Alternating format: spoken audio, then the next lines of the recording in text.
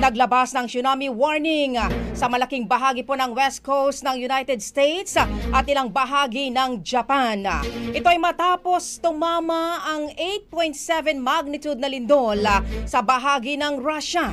Nangyari ang pagyanig sa Kamchatka Peninsula at nalocate ito sa 136 kilometers east-southeast ng Petrovslavsk-Kamchatsky. Ayon sa Japan Weather Agency, inaasahang aabot ng 3 metro ang tsunami sa malalaking coastal areas. Batay sa ilang mga areas, nagsimula ang evacuation sa ilang bahagi po ng Japan.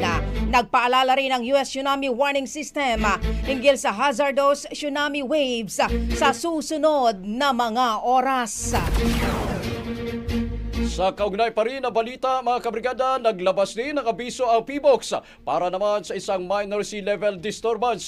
Kasunod ito, mga kabrigada, na naitalang magnitude 8.7 na lindol sa may bahagi ng Russia. Kabilang sa mga inabisuhan ay mga coastal areas sa Pilipinas na nakaharap sa Pacific Ocean.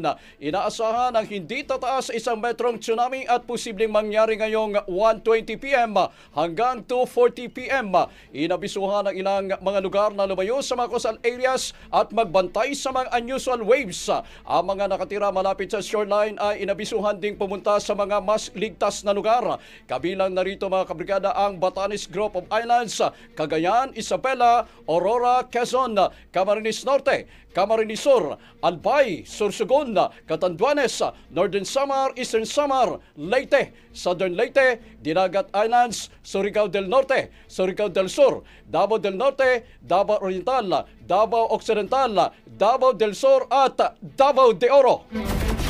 Ang bahaging ito ay hatid sa atin ng Guard C Plus with Zinc Capsule. Always protektado ang kalusugan.